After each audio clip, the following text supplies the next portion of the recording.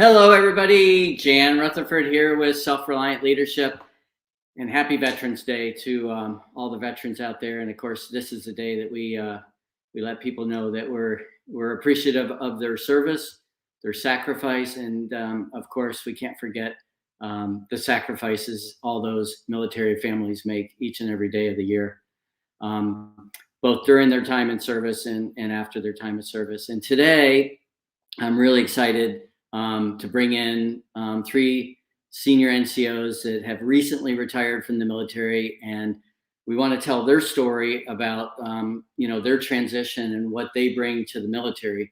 Oftentimes in the business world, we think of really young people getting out and coming into entry-level jobs, but there's a lot of people that stay for 20 to 40 years in the military, and they come out with a really broad set of skills that if we're acute to those needs and our own challenges in the business world, we can really deploy some terrific resources. So let me bring those guys in, and we'll make some introductions here to everybody. Again, Alex Racy, Al Paxton, Antonio Dominguez. Welcome, gentlemen. Welcome.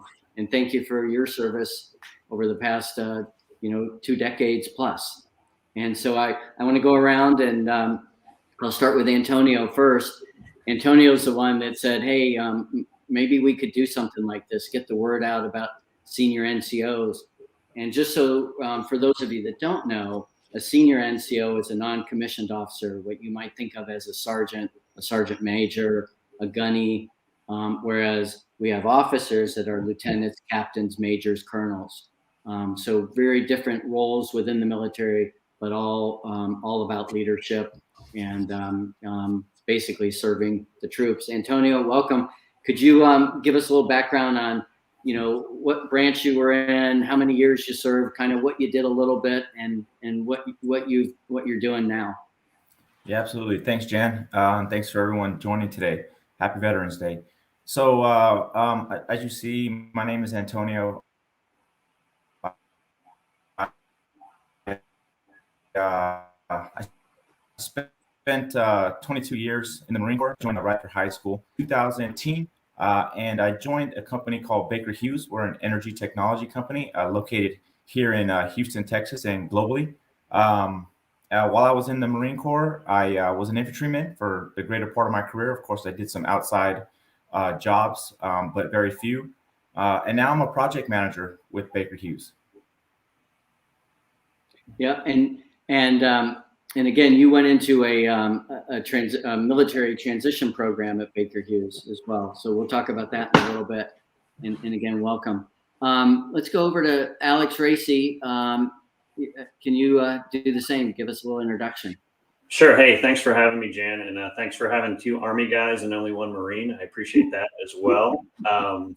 We like to have higher numbers the way we did business in the Army. 3 to 1's even better. So you're here too, even though you were an officer a long time ago. So happy Veterans Day. I was both. That's true. That's true. You went to the dark side. So yeah, I spent 25 years in the Army. I retired in 2016. All of my time was spent doing infantry stuff. So I was in long-range surveillance units, and then I did special operations work for quite a lot of my career. When I left when I left the Army, I had this opportunity to go on this thing called the Crucible, and I met some executive leadership peaks from Western Union and ended up working there for 5 years as a director in their people security programs, just helping rebuild all of that. I left Western Union earlier this year, and I'm basically following in your footsteps and trying to help people perform better as a coach at this point in my life. Yeah. Thanks, Alex. And again, to the audience out there, we'd love to hear where you're watching from, whether it's in the United States or all over the world. Just if you could drop into the comments and just let us know. There we got Greg, a retired Major General Marine Corps, Greg Sturdivant from Tampa, Florida, watching us. So thank you, sir. And let's go over to Al. And you got an interesting story, because you are in a lot of ways all of a sudden a newbie all over again. I am. I'm starting brand new. I'm kind of in transition between military and corporate America. I'm on terminal leave. I just took on a significant role in corporate America with Encore Electric out of Lakewood, Colorado.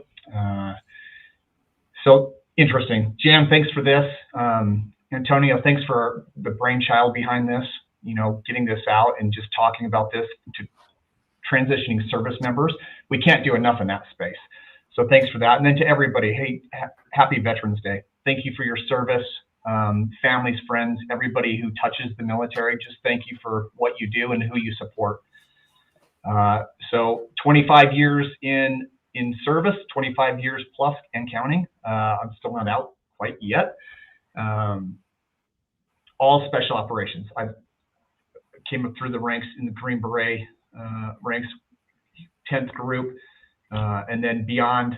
I worked with Alex Racy. At some time, he was a mentor trainer, leader of mine at one point. So that was really well. And then just like Alex, I, through networking, trying to figure out what I was going to do when I got out of service, met Jan Rutherford, went on a crucible, met a whole bunch of really good people, and found out that, hey, there's really good culture. There's really good people outside of the military. Started having some conversations, and then the job offer came. We thought about it for a long time, but eventually we landed here. So that's my story in a nutshell.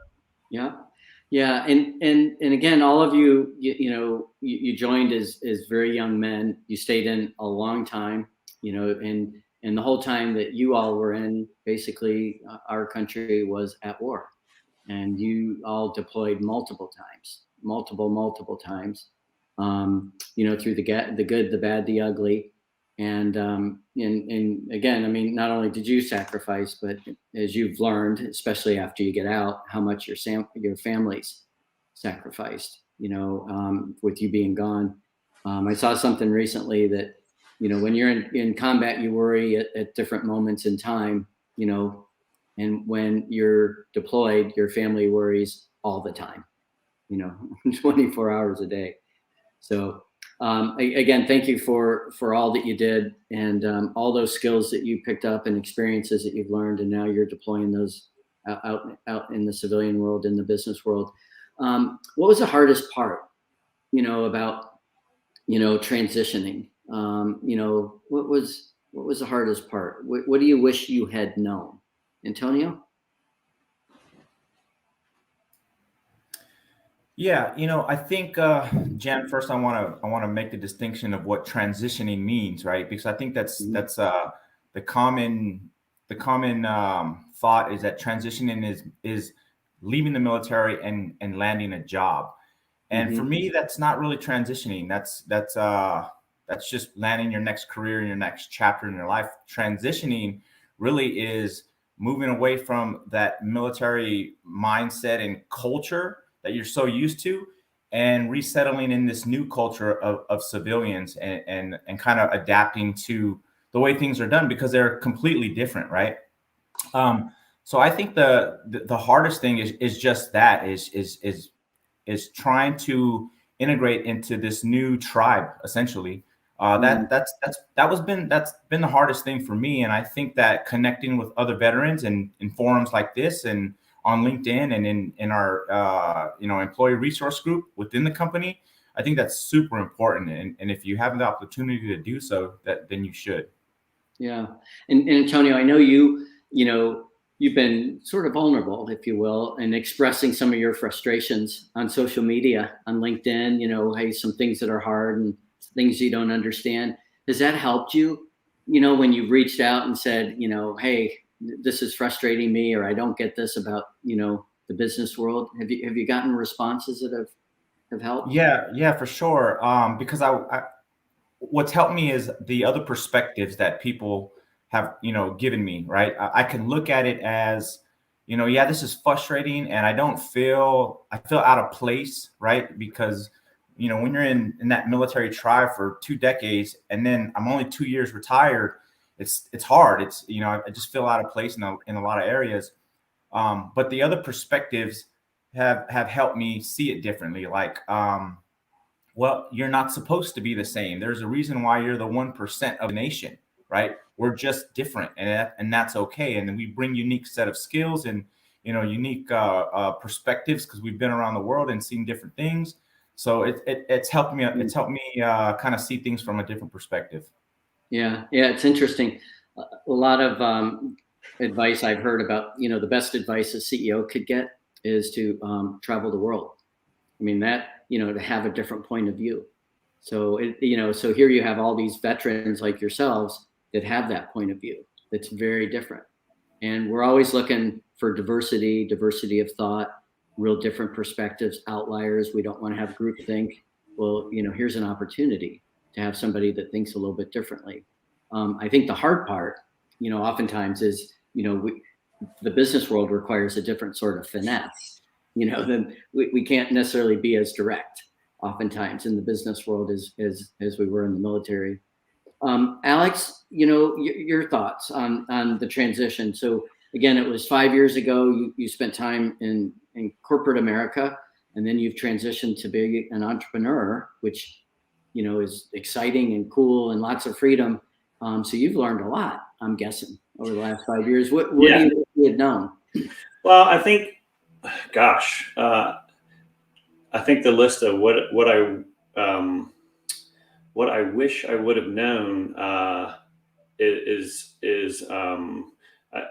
I don't even really know how to answer that question. What I would say is transition. If you think about it, when you're in the military, you transition all the time. You go from the new guy on the team to maybe the 2IC of the team to the team leader, and on and on and on. I've just given up on thinking about transition being something that ends. And in my life, I'm just always going to just keep my head up and eyes open to what's next, and not. I think I heard McChrystal, and it might have even been on your podcast, say, I'll let you, when you asked him, hey, how was transition? And he said, I'll let you know when it's over. I stole that mindset as well a couple of years ago. I don't know that transition from 25 years in the Army, especially with all the fun I got to be a part of in that 25 years. I don't know if that will ever be something I've left, if that makes sense. Yeah, I get that. I heard from a mentor of mine from 39 years ago today. He was on the cadre of the ROTC department where I got commissioned, and I heard from him today. And he actually, worked, where you and Al worked once upon a time. And it was just, there's just nothing like, some of those people that you served with. It's just different. And it's like, even though it's 39 years, it's like no time. Yeah. And it's definitely the people for me that I miss the most. What I'm also, and like Antonio said, as far as the different culture, where I'm trying to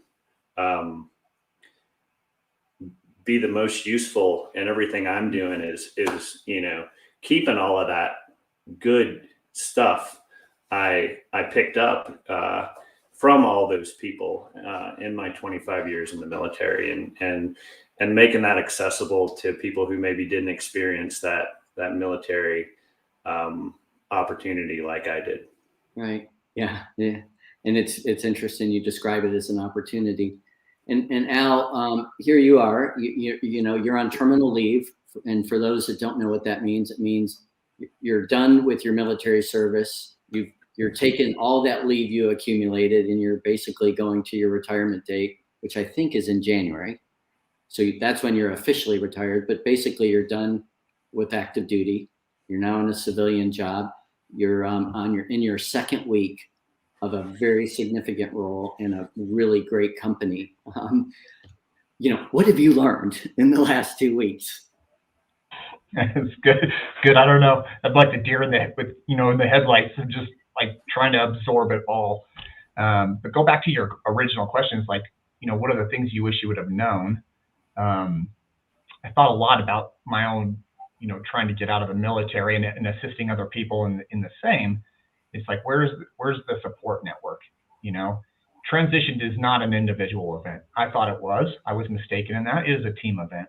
You know, if you have a good team around you, if you network well, find those advocates for you, those opportunities will go. I got lucky in many regards of where I just had some really good advocates. I'd found them. People were out there promoting me, which I was very uncomfortable with, right? Like just that life of all military people, that life of selfless service, to be able to promote yourself. Well, you don't have to promote yourself. You get those advocates and they'll promote you. And then you just go in there and just do your thing. You know, you just be yourself and they'll see the goodness of it. The other thing that I didn't know is how military friendly and vet friendly corporate America is. They are dying to get their hands on military people, but there is just this disconnect. I didn't know that until, you know, this. Yeah.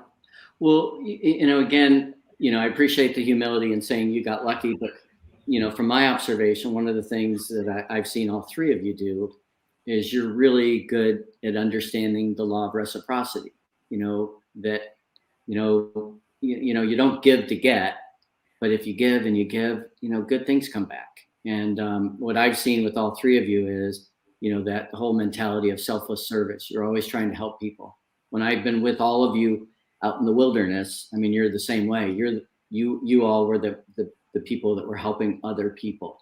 You know, you were more concerned with other people than you were yourself, and that shows up, you know, as an admirable trait that people are looking for.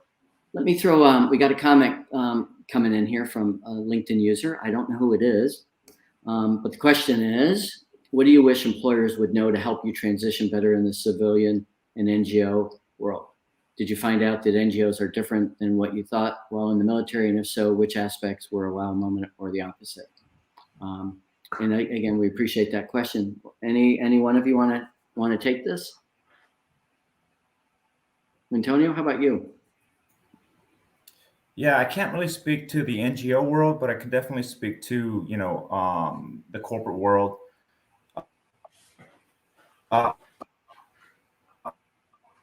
Well, I think I wish I really understanding the domain knowledge that we bring as military members, and particularly in this case as senior NCOs. But there's that disconnect where that, you know, whether it be just they don't have the time to understand.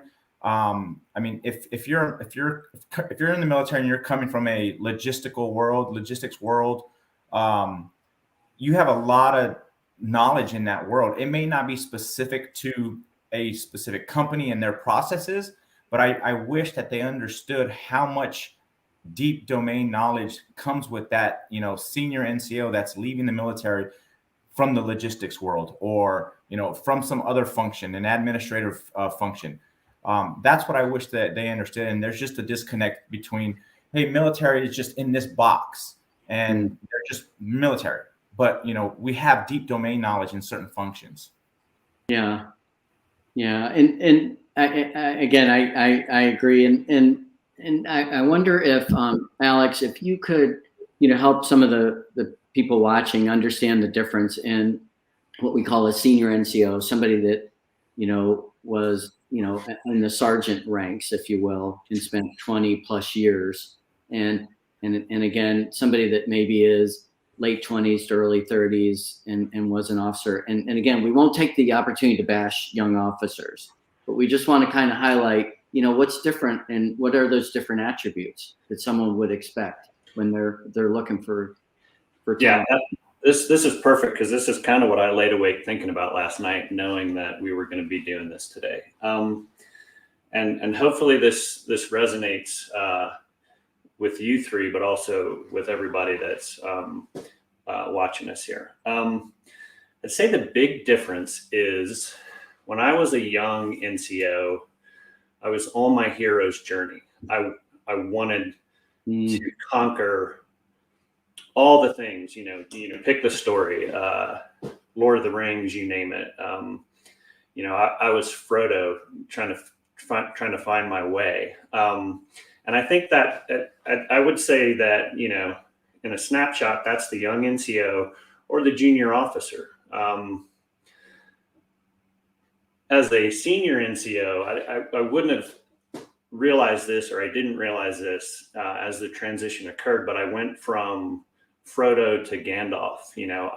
I was done my journey, and now I was the guide, Mm-hmm. and I was the leader who really just were keeping all the heroes, moving in the same direction, giving them a left and right limit and a target, and all of the support I could to get them across an objective and on the other side of a mission. So I would say that's the big difference. Yeah. You get a gray hair, or like Big Al there with no hair.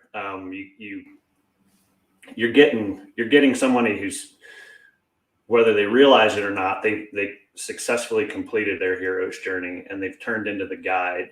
And if like that question from the last listener, if the civilian world understood that was what they were getting with a senior NCO transitioning to corporate America or an NGO, whatever, that would they could just like accelerate very quickly with how useful that person would be for them.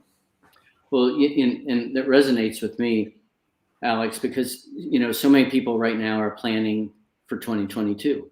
There's a lot of strategic planning going on, and we know there's a dearth of talent. People are all trying to figure out, how do I get and keep people?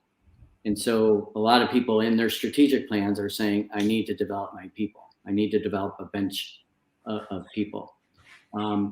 But a lot of times people don't know how to do that. I've had CEOs ask me, hey, the board is telling me I've got to scale. What does that mean? And I always say, well, to me, to grow an organization, you have to grow your people. Well, the interesting thing about the military is, on day one, when you go to basic training, they're teaching you how to be a leader. They're developing bench strength, because it's critical. If somebody goes down, somebody's got to step in. And the business world often neglects that, or they'll just put somebody in and they haven't been developed. We haven't given them increasing levels of responsibility. And that's where I think you all come in, that you can help organizations figure out, how do I really develop people? And Al, that's really the job you're in right now as the chief people officer. You don't right now. It's fair to say you really don't know anything about that business yet. How they make money, how they win customers, any of that yet. But you've been brought in because you know people. You know how to develop people. That's right, and that's where they have the biggest gaps in there. How they make sausage, I don't know if I'll ever know how they do what they do in big electrical or specialty electrical contractor. But this is a good conversation too, because I think it segues into another question that's in the comments there. One from Dan. Yeah, the one from Dan about culture, right? And it's like, development of people is integrating them into the culture of the things you're going into. My own personal journey, like the company that recruited and ended up hiring me, money wasn't the deciding factor for me at all. It was pretty far down the list. Money's great. You have to feed your family and do all those things, right? And you want to be paid for your efforts. But culture, who these people were, who the company was. And what I found out was that when I started working with these companies, we started having a whole series of conversations, is that this company was who they said they were. And they were people, they values driven. This is a meritocracy. You move up because of the things that you're doing and the person that you say you are. But yeah, we have workforce issues, in court everywhere. Pick an industry, they have workforce, because they'll tell you, hey, I'd hire 100 people today if I could find them. Mm-hmm. Right? And it's 100 good people that have, that would fit into the culture, not the best people, the right people to fit into that culture and help grow that organization. And like you said, so scale it. How does that, what does that mean, scale it? Just make more money? No, it's like develop from within, add value, and increase your value as an organization. Yeah. Well, I think the other thing, and again, Al, I couldn't agree with you more. Dan, really great question. The whole idea of culture is really interesting, in that we don't all agree on the same definition of culture. oftentimes culture is thought of as artifacts. It has this benefit, it has that benefit. This is, what it looks like. But, we interviewed a really brilliant woman by the name of Margaret Heffernan, who talked to us and said, culture is what happens between people. It's a social capital. It's the relationships. And I've seen firsthand, Al, what you went from an organization where the relationships were like this, and you found another place that's the same, that kind of culture where people truly have each other's back. And that isn't necessarily commonplace. But really, when we think about culture and what we're looking for are people that have values aligned with us. The challenge is how do you find people who have values aligned, yet you still have diversity of thought, and you don't get into a company that's got a lot of groupthink and makes one-sided decisions.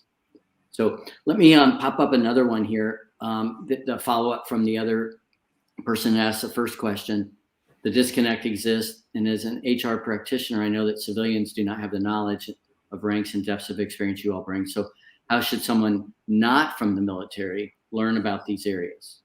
Do you all think, implicit in this question is that employers have an obligation to know about the military, or is the obligation on you to help them understand you?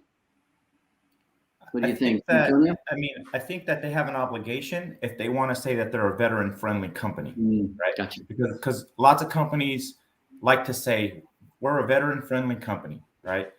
If you're a veteran-friendly company, you need to stand behind those words, right? And if you don't completely understand the military rank structure, the functional areas that we have and the expertise we bring, then it's incumbent upon you to learn that, right, and understand that. And I think the best way to do that is to find the veteran in your company that cares, right, and partner with them.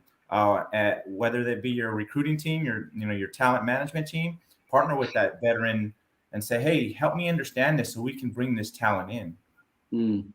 And there's a comment here from Jason Duarte. He's talking about a lot of organizations, could really look for, people that were actually in recruiting roles in the military. And I know on our trip, Antonio, you and I had this year out in the wilderness, we had somebody from Google who was a Navy veteran who's also a recruiter for Google, and really effective at that. So Jason, yeah, thank you for that comment. Again,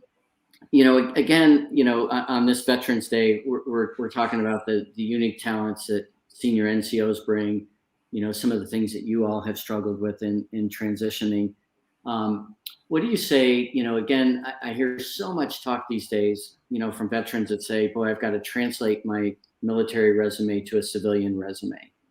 Do you think it's really that easy, or do you think there's something else behind what it takes to figure out if there's a connection between your skill set, experiences, and interests and that of the organization's challenges?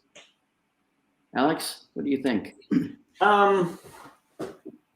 I kind of got lucky in that I had a one-page resume, and because I had spent time with people, i.e. that network, I never did anything other than that. I sent that as a, hey, check this out, and I'll get you something that I think you're more accustomed to. And the response I got was, this is perfect. Don't do anything else. So again, it's that like a kind of the last couple questions. It's that, is it incumbent on companies? Yes, but it's also incumbent on individuals. The people who think, oh, I was a rock star in the military, there's going to be limos lined up with job offers when I finish my retirement ceremony. That's not realistic. You need to do what you need to do to get a job. And that's the bottom line. Right. But I think some of the transition organizations, like what you do with the Crucible, Jan, and some of these larger filters or funnels, whatever you want to call them, that help military folks, bridge into that civilian sector, is something that companies that want to say they're military friendly might look at.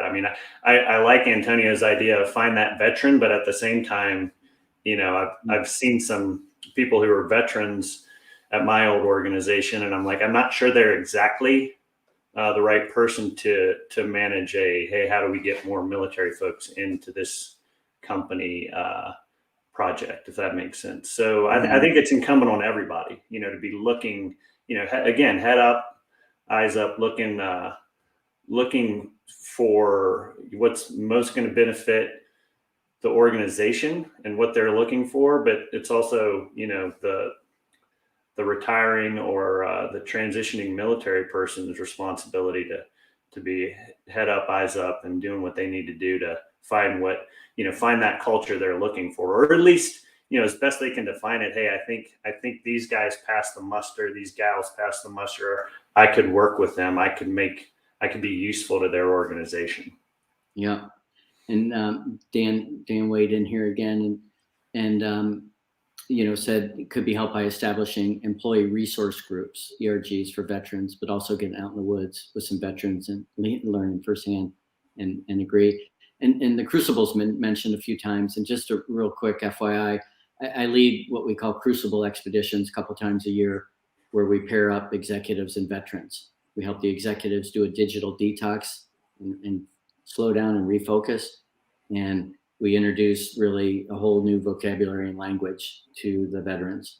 And those veterans share their experiences, oftentimes life and death experiences, with the executives. So it ends up being a really great, life-changing experience for a lot of people. But, to Dan's point about, the ERGs, I got something yesterday, someone forwarded to me, really nice, and it was all the resources available to veterans. And I think by last count, there's 40,000 organizations out in the United States alone, that are there to support veterans, not counting, government agencies and entities. And any advice that you have for veterans on navigating those, or any you want to put a shout out to that you think has been really helpful to you? I'll go to Antonio first, and Al, and then Alex. Yeah, Jen, I can't really speak to any of them from personal experience because I landed, I transitioned to my next career through my network. But I have a lot of buddies who have used those programs like hiring our heroes. I know that, they've done well with that and landed their next career through those type of organizations. But from a personal perspective, I can't really speak to them. Okay. Yep. Good. Al? Yeah, there's a lot of really good programs out there. Obviously, Jen, it is northward of tens of thousands of people out there wanting to help. There's some really good ones. I have affiliation with the Honor Foundation. And here's the interesting thing. When I was talking to the COO of the Honor Foundation, which is just a military for soft transition, I said, hey, if you were to give somebody a piece of advice transitioning, like trying to navigate all these different entities out there, like what would you tell them? He's like, I would tell them if they have time, do as many as they can. Go do a Commit Foundation, Honor Foundation, Special Operations Transition Foundation, formerly known as Your Grateful Nation, which I know that you've been looking at, Jan. There's a lot of really good ones out there. They all basically do the same thing, right? They get you the hard skills. Hey, let's help you establish a LinkedIn profile and a resume and these types of things. But then let's give you some other skills, get you networking. Most of them will pair you with a coach, which I think is the kind of the golden nugget in a lot of those programs, is that you have an accountability partner out there that's probably already in corporate America, or they're an executive coach, and they'll tell you like when you're screwing up, right? Like they'll come and kick you in the butt and say, hey, quit saying that, quit thinking like that. Like here's what you need to do. A little bit more imagination of like seeing yourself doing something really great and a little more confidence. They want you. They don't. We worry about translating our skills, but corporate America, they have a hard time understanding too. Like what do veterans always say? Like, what are you good at? Leadership. I'll say, well, what does that mean?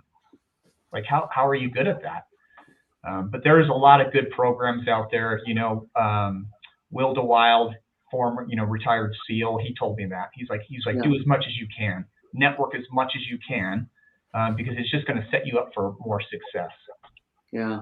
And real quick, Al, you gave me an idea that, if I were coaching a veteran and the veteran said, hey, I know I'm going to get this interview about, what's leadership mean to me? I'd say, well, you can answer that. Or, what you could do is demonstrate your curiosity and ask, what are the leadership challenges at your organization? Tell me about those. In my experience, and I've shared this with all three of you, separately, in my experience, that's what I would love to see more from veterans, is a lot more curiosity about the business world and asking questions and not making assumptions, right away that, well, I've seen this in the military. I know how I can fix this. Because there might be some nuances. There might be some things that are different. And oftentimes asking questions is a lot more powerful to win support and create alliances that we need in the business world. Alex, over to you on the nonprofits and the other realms of support. Yeah, I would take a little different swat at it. I think as opposed to picking hey, I'm going to do these, oh, I'm going to do this. I just got this email. I'm going to do that. I'm going to do this thing. I would. So if I'm an infantryman, and I did small unit tactics stuff. So a logistician or an HR Bubba or whatever, they're going to have a different network, and they're going to be looking for different things. And on the other side of that never-ending transition, right? So I would talk to the people who are a few years ahead of you that you respect, again, that guide, and say, hey, who did you use? And then I might pick 2 or 3 to establish a relationship with. But you can't have 17 nonprofits all building a resume for you. That's, you're just going to have all of this. You're going to have too much information to actually be able to move forward. So I would pick 2 or 3 based on recommendations from people we trust, or just, relationships and your network, however that may pan out. And then just, dive in and like many things that we've done in our military career, you're not gonna be comfortable, but it doesn't mean you hesitate. You just keep moving forward through it. You're going to learn a lot as you get involved with 2 or 3, and you're probably going to say, you know what? Now I know I don't want to work with this group. I want to focus my effort over here because they really seem to be part of my, I seem to fit in their tribe, and they seem to fit in what I would want for my tribe. So I go that route. Yeah. The another comment here from Jason. What he struggled with is promoting himself. In the military, we would brag and talk smack around each other, but not necessarily with people outside our circles. The quiet professional, which I think all 4 of us can relate to, is not just a special ops mentality. Did you guys struggle with presenting accomplishments and promoting the value you actually bring? Anybody have any thoughts here for Jason? Yeah, I'll jump in there.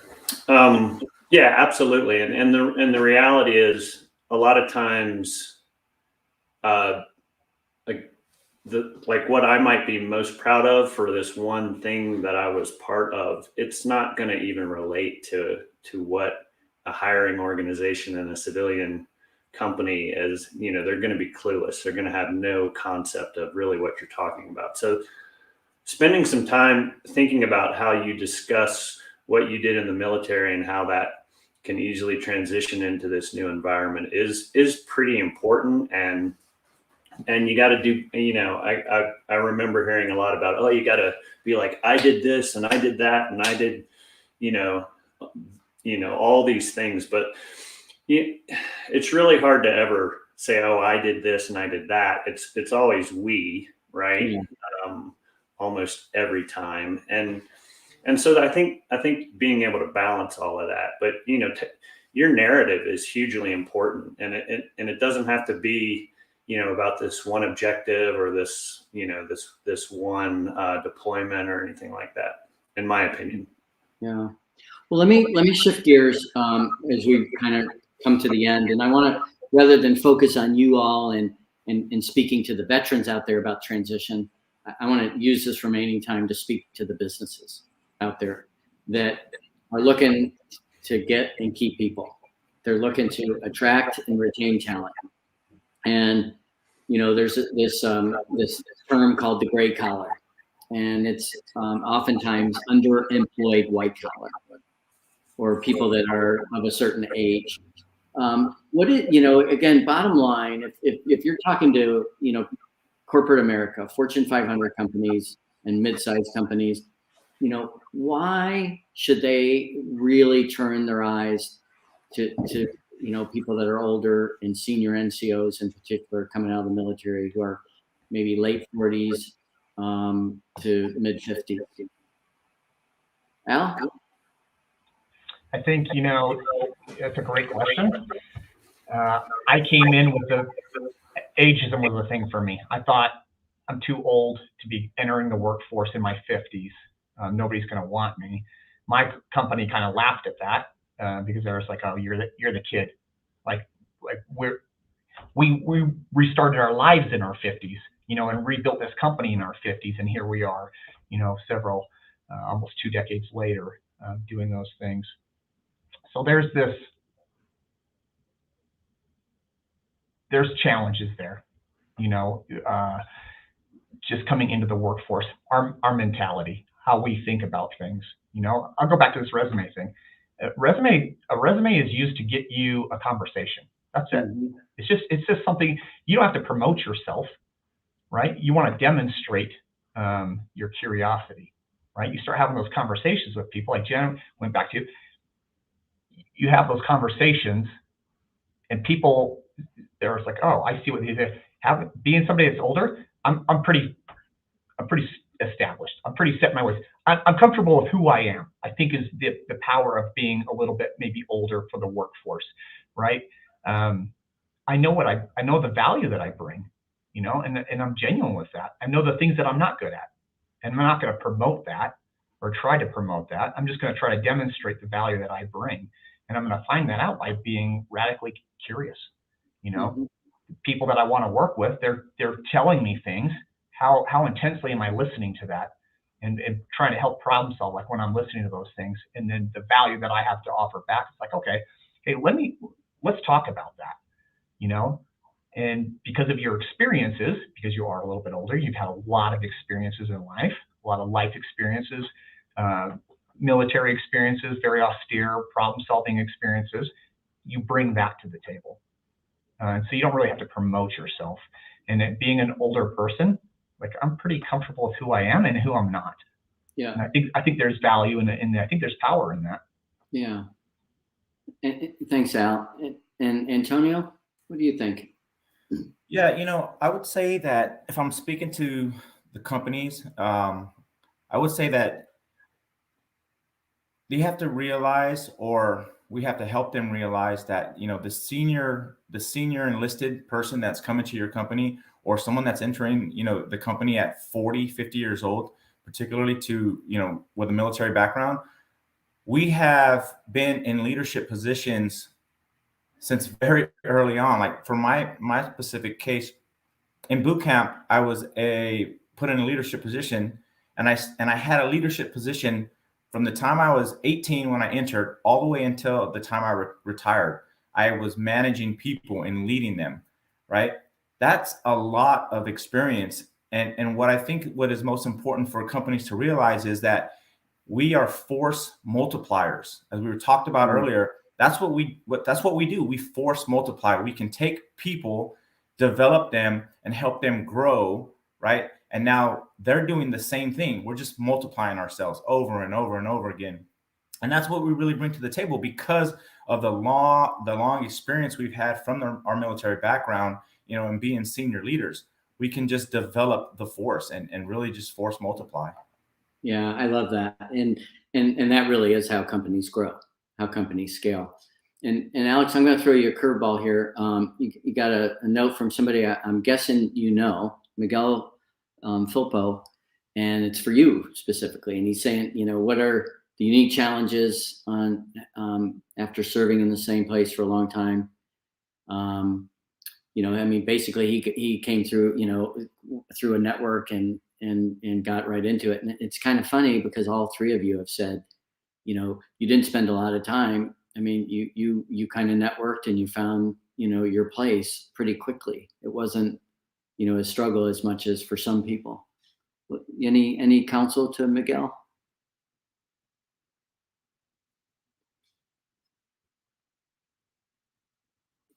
I think you're on mute, Alex. Let's make sure you're off mute.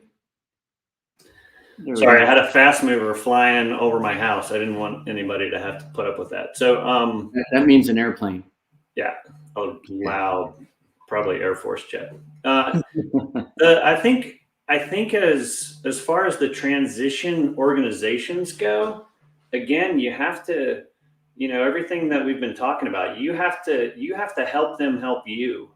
You can't just be like, all right, I answered this email, I filled out this form, and now I'm just gonna sit over here and play my guitar. You have, you attack transition exactly like you attacked every other problem throughout your military career. And kind of back to your last question, my initial response was because we're so damn good looking. That's what we the civilian world should be paying attention to, that old military rugged, lots of time in the desert skin and everything. But no, honestly, the one thing that I didn't hear Al and Antonio mention was that,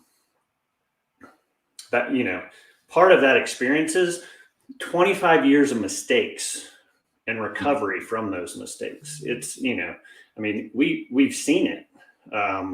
Might be a different form factor. It might be a different uniform. It might be a different country, but man, yeah, tons of mistakes.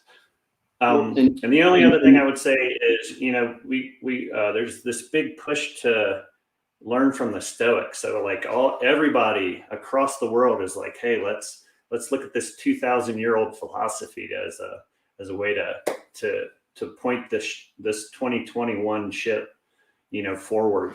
But then they don't want to hire the people that are still walking around, talking and breathing that, again, have made, have tons of experience making mistakes, correcting mistakes, having success, failure, all of it. Yeah, and I'll just add, Alex, great points. The one thing that the military does, and especially the special operations community, is they really do learn from their mistakes, and a process called the after action review, where after every training activity, mission, that you come back and you say what was supposed to happen, what happened, what we do right, what we do wrong, what do we need to fix. And in the business world, oftentimes we're moving so fast, we don't do that. And every time that we introduce that concept, people realize, oh my gosh, we actually should be learning from what we're doing right and wrong, instead of just going 90 miles an hour all the time, that we adjust our pace. One other thing I'll throw up here, and I'll just address it real quick, and then I want to go around the horn as we wrap things up. And Dan asks about, the working your way up through the civilian world. And Dan, this is a great question, and it's just different for everybody. If you're a 27-year-old getting out, you're going to go get an entry-level position if you're going to Fortune 500 company, and you're going to be, a few years behind the 24-year-olds that they're hiring.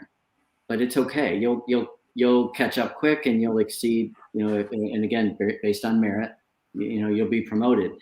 If you're senior, you're not going to be interested in an entry-level position. At the same time, even though you bring all these experiences, you have to acknowledge your ignorance. In the military world, a lot of times we're really good at leadership because we have competencies of those we lead. In the business world, just like Al said, he may never know the complexities of the business, how the sausage is made, and he has to be okay with that and still lead despite it. So I think part of that is finding, your niche. I don't think you're going to want to start all over and work your way up. I also don't think the expectation is I'm going to come in and I'm going to be the chief operating officer of a $100 million company. That's not going to happen either. So to me, the best advice is to be really curious about, what are the challenges the business world has, and how do those marry up to ways that you can help them solve those challenges.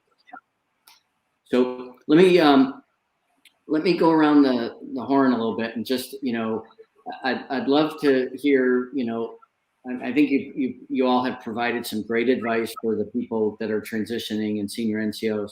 I would like for you to kind of give your advice to employers, of what they're looking for, how to help them solve their problem that they're having these days of finding really great talent.